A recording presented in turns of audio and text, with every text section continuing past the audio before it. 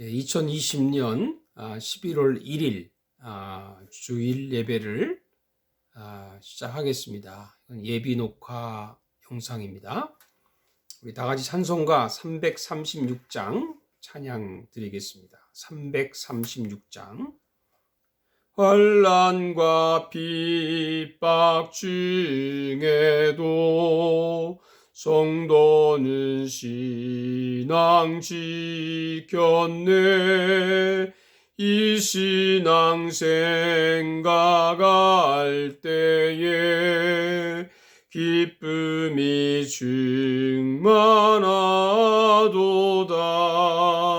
성도의 신앙 따라서 죽도록 충성하겠네. 옥중에 매인 성도나 양심은 자유 얻었네.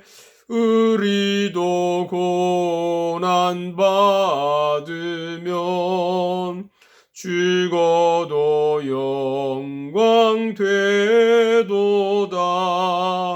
성도의 신앙 따라서 죽도록 충성하겠네. 성도의 신앙 본받아 원수도 사랑하겠네. 인자한 언어 행실로 이 신앙 전파리라. 성도의 신앙 따라서 죽도록 충성하겠네. 아멘. 오늘 주신 하나님 말씀은 마태복음 5장 10절에서 12절까지 되겠습니다. 마태복음 5장 10절에서 12절 말씀, 제가 말씀을 봉독하겠습니다. 의를 위하여 박해를 받은 자는 복이 있나니 천국이 그들의 것임이라. 나로 말미암아 너희를 욕하고 박해하고 거짓으로 너희를 거스려 모든 악한 말을 할 때에는 너희에게 복이 있나니 기뻐하고 즐거워하라. 하늘에서 너희의 상이 큼이라. 너희 전에 있던 선지자들도 이같이 박해하였느니라. 아멘. 오늘 말씀은 마태복음 5장 10절에서 12절까지 해서 고난이 복일까 하는 제목으로 말씀을 드리겠습니다. 정말 고난이 복일까요? 지금 현실적으로 말하면 코로나가 우리에게 과연 복일까요?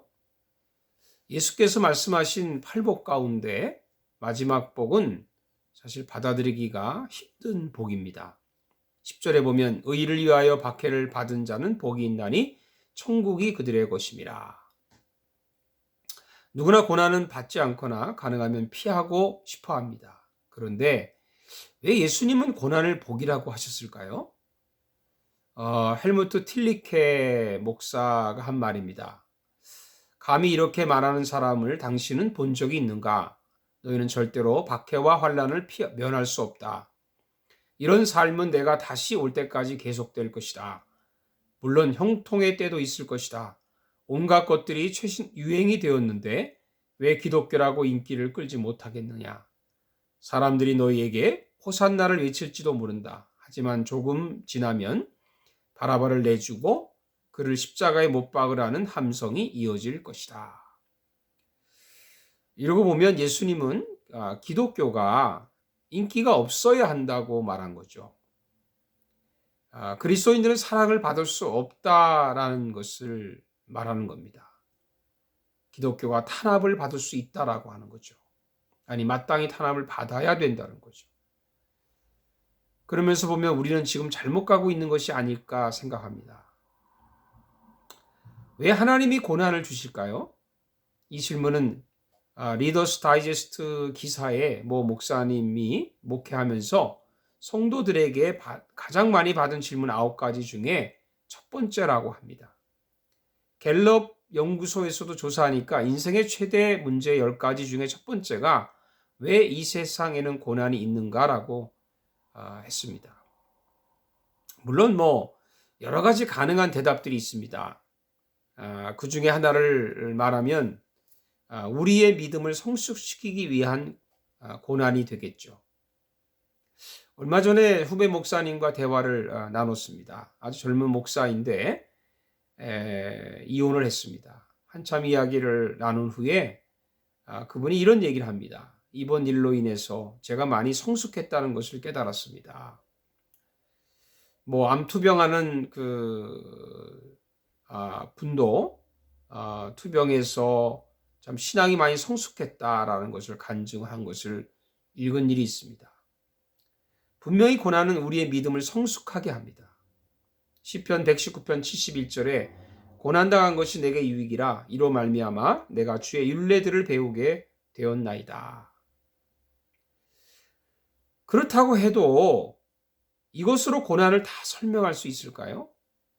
하나님이 고난 말고 다른 방법으로 우리의 믿음을 성숙시킬 수는 없는 것일까요? 반드시 고난일까요?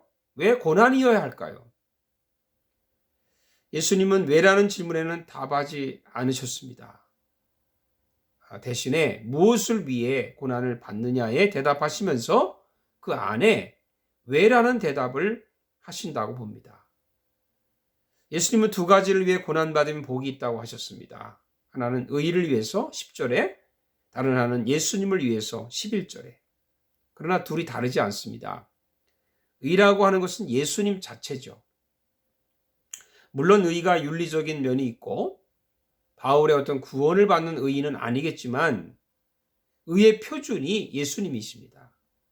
아니, 예수님보다 더 의로운 분이 이 세상에 있습니까? 의를 위해서와 예수님을 위해서라고 하는 말은 같은 말을 반복해서 강조한 것입니다. 그럼 예수님을 위해 살면 왜 고난이 옵니까? 예수님을 위해 살면 칭찬받고 사랑을 받아야 하지 않습니까? 근데 그 반대입니다. 왜 그럴까요? 다르게 살기 때문에 그렇죠. 예수님을 위해 산다고 하는 말은 세상과는 다르게 사는 것을 말합니다. 그래서 예수님은 제자들에게 너희들이 주님을 위해 살면, 나를 위해서 살면 자기처럼 세상에서 미움을 받고 욕을 먹고 배척을 당한다고 했습니다. 그런데도 놀라운 일은 예수님은 이 고난의 메시지로 제자들을 모았습니다. 이상하지 않습니까? 요즘 현대교회 목사들이나 사이비 교주들하고는 전혀 다르죠. 전혀 다르죠. 그럼 다르게 산다는 말이 무엇일까요?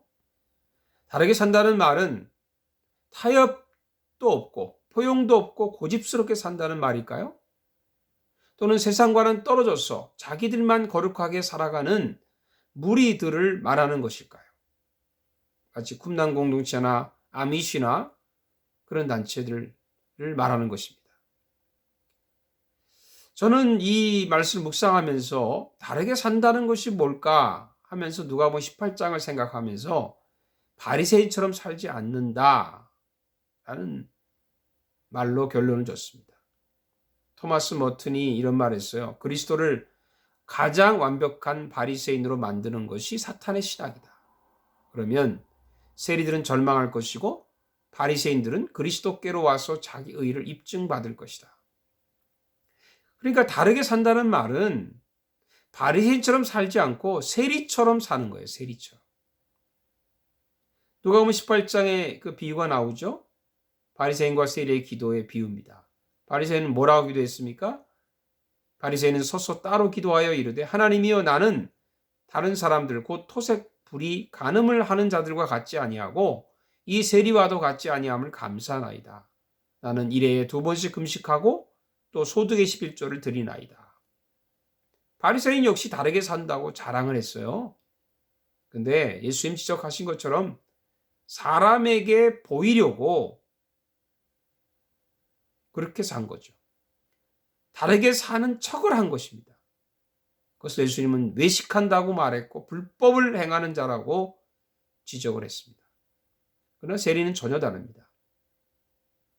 세리의 기도를 봅시다. 세리는 멀리 있어서 감히 눈을 들어 하늘을 쳐다보지도 못하고 다만 가슴을 치며 이르되 하나님이여 불쌍히 여기소서 나는 죄인으로소이다. 이게 다르게 사는 사람의 모습입니다. 다르게 사는 사람이란 이런 거죠. 나는 죄인, 내가 죄인임을 알고 겸손해져서 하나님의 긍휼을 구하는 사람. 마태복음 5장 3절의 말씀에 하면 마음이 가난한 사람, 그 사람이 바로 세리죠. 마음 가난과 의를 위한 핍박이 같은 복 아닙니까? 천국이죠, 천국. 천국이 저희 것이며. 여러분, 고난을 받아도 천국을 가진 사람이면 다 가진 사람 아닙니까? 예수님 메시지의 주제가 하나님 나라였습니다. 사랑하는 여러분들, 우리는 천국을 가진 사람들입니다. 하나님의 통치를 받는 하나님의 백성들입니다. 사실 가장 큰 관심은 12절에 있습니다. 기뻐하고 즐거워하라. 하늘에서 너희의 상이 큼이라. 너희 전에 있던 선지자들도 이같이 박해하였느니라. 의를 위해서 예수님을 위해서 욕을 먹고 매를 맞고 모욕을 당하고 심지어 목숨의 위협을 받을 때 참고 견디면 이깁니다. 그런데요, 이것도 반쪽 진리입니다. 그럼 내가 아플 때 누가 와서 참으면 나을 겁니다. 이렇게 말하면 위로가 되던가요? 뭐 어느 정도는 되지만 진리는 아닙니다. 기뻐하라고 말해야 돼요. 기뻐하라. 이게 미친 말일 수도 있죠. 근데 우리 주인이신 예수님이 직접 말씀하셨어요. 기뻐하고 즐거워하라. 예수님이 말씀하셨어요. 고난받을 때 기뻐할 수 있을까요? 이게 무슨 정신 나간 말입니까? 예수님이 제자들을 조롱하는 것은 아닐까요? 요즘에 마음에 감기라는 우울증이 많습니다. 그래서 미래 질병의 1위가 우울증이라고 그러고 2017년도 조사로 의하면 3억 이상의 전 세계 3억 이상의 사람이 우울증 약을 지금 먹고 있다고 합니다. 코로나 시대가 되니까 불안과 두려움이 점점 많아지고 더 많은 사람들이 우울증 약을 찾게 되겠죠. 점점 웃을 일도 줄어들고 기쁨과 즐거움이 사라지고 있습니다. 근데 예수님이 우리에게 기뻐하고 즐거워하라는 거예요. 이거 우리를 놀리시는 것은 아닐까요? 그럼 왜 예수님이 기뻐하고 즐거워하라고 했을까? 그것은 명령입니다. 첫째. 명령은 우리의 기분이나 느낌이나 판단이나 주관에 상관없이 그냥 해야 되는 거예요. 성경에는 중요한 명령들이 있습니다. 근데 그 중에 하나가 기뻐하라예요. 바울은 감옥에 있으면서 자유로운 우리에게 이렇게 명령합니다. 빌립보 4장 4절에 주 안에서 항상 기뻐하라. 내가 다시 말하노니 기뻐하라. 또한 바울은 데살로니가 교회에게 3가지 명령을 했죠. 유명한 명령입니다. 항상 기뻐하라. 쉬지 말고 기도하라. 범사에 감사하라. 예수님의 동생이었던 야고보는 내 형제들아 너희가 여러 가지 시험을 당하거든 온전히 기쁘게 여기라. 그렇게 명령했어요. 여러분, 고난과 시험을 당해도 그냥 기뻐하면 된다고 하는 거죠. 기뻐하면 기쁨이 옵니다. 사랑하면 사랑이 옵니다. 믿으면 믿음이 옵니다. 진리는 언제나 단순하죠. 두 번째가 중요합니다. 이거는 복음입니다. 복음. 마이크 메이슨이라는 분이 예수를 믿는데 기쁨이 없어서라는 책을 줬는데 거기에 이런 말이 있어서 좀 눈에 들어왔습니다. 우리 힘으로 뭘 하라는 말씀은 성경 어디에도 없다. 우리 힘으로 뭘 하라는 말씀은 성경 어디에도 없다. 제가 보기에는 많이 있는 것 같은데 참 깊이 있는 통찰력입니다.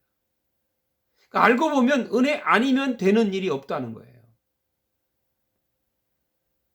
그래서 기뻐하고 즐거워하라는 이것은 명령이지만 동시에 복음입니다. 복음은 뭘 하라는 게 아니고 선물이죠. 그냥 받으면 됩니다. 그냥 기뻐하면 됩니다. 왜 고난 받을 때 기뻐해야 되나요? 고난도 복음이기 때문에 그렇습니다. 바울의 말이 생각납니다. 디모데후서 1장 8절에 복음과 함께 고난을 받으라. 아직 어리고 청년인데 아들 같은 디모데에게 이게 할 말입니까? 복음과 함께 고난을 받으라니요. 바울은 수시로 우리의 환상을 깨트리는 말을 많이 했습니다.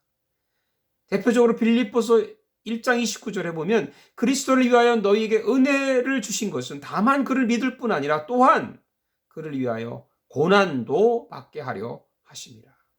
고난도 받게 하려 하심이라. 그럼 우리가 예수 믿으면 잘 살 수 있죠. 그러나 잘 산다는 그런 환상, 병을 고침받는다는 환상, 자녀가 복을 받는다는 환상, 심지어 기적과 신비적인 체험을 한다는 그런 환상이 있습니다. 이것을 틸리케는 거룩한 감정이라고 해서 거룩한 감정. 이런 것들을 다 깨버립니다.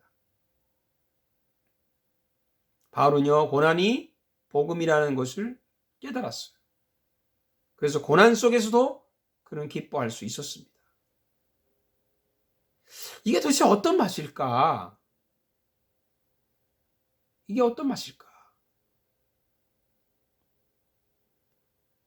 예레미야는 주의 말씀은 내게 기쁨과 내 마음의 즐거움이오나 이렇게 고백을 했죠. 예레미야도 맛을 본 사람입니다. 욥은 정한 음식보다 그의 입의 말씀을 귀히 여겼도다. 욥도 고난 중에 기쁨의 맛을 본 사람이죠. 우리가 존경하는 보네포 목사님도 맛을 본 사람이죠. 다윗도 우울증에 걸렸다가 참 심한 우울증에서 벗어나서 기쁨을 맛본 사람이죠. 베드로 뭐라고 소개합니까? 자기를 당당하게 그리스도의 고난의 증인이다. 고난의 증인. 다 고난이 복음이라는 것의 그 맛을 본 사람들의 고백됩니다. 그래서요, 기쁨이 고난을 이기게 합니다. 레이스는 이렇게 말했어요. 기쁨은 모두 반대되는 것들을 삼킬 만큼 당당하며 아무것도 두려워하지 않는다. 그래서 기쁨은 고난을 삼켜버리는 거죠. 기쁨은 두려움을 삼킵니다. 기쁨은 불안과 걱정을 삼켜버립니다. 고난 속에서 두렵지만 당당합니다. 고난 속에서 긴장하지만 여유가 있습니다. 저는 기쁨이라고 생각해요. 예수님은 십자가 질 때 여유가 있으셨죠. 잡혀갈 때도 여유가 있으셨고요. 십자가 위에서 요한에게 어머니를 맡기고 죄인들을 용서하고 돌아가시는 여유가 있으셨어요. 죽는 사람이 산 사람을 용서하는. 복음은 긴장하지 않습니다. 복음은 여유가 있습니다.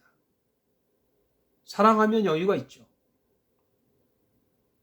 이 고난의 복음은 암울한 시대에 유일한 소망을 주는 기쁜 뉴스입니다. 기뻐하고 즐거워하라. 기뻐하는 척하라 말한 것이 아니고요. 죽는 소리만 하라는 게 아니고요. 기뻐합시다. 기쁨이 여러분 가운데 넘쳐나기를 축복합니다. 기도하겠습니다. 하나님 감사합니다. 우리가 코로나라고 하는 시대의 고난을 겪고 있습니다. 이 고난 속에서도 우리가 세상 속에서 있는 사람들처럼 우울에 빠져 있고 기쁨을 잃어버리고 소망을 잃어버리고 사랑을 잃어버린 자가 아니라 오히려 예수님 말씀하신 그대로 기뻐하고 즐거움으로 인해서 그 기쁨이 이 모든 고난을 이겨낼 수 있게 해주시고, 고난이 우리에게 주는 참된 복음인 줄 알아서 예수님의 고난을 우리가 체험하고 맛볼 수 있는 은혜를 허락해 주시옵소서. 예수님의 이름으로 기도하옵나이다. 아멘. 이제 마지막 우리 축복성 드리고 예배 마치도록 하겠습니다. 주 하나님 독생자 예수 날 위하여 오시었네. 내 모든 죄 다 사하시고 죽음에서 부활하신 나의 구세주, 살아계신 주 나의 참된 소망, 걱정 근심 전혀 없네. 사랑의 주내 갈 길은 도하니 내 모든 삶의 기쁨 늘 충만하네.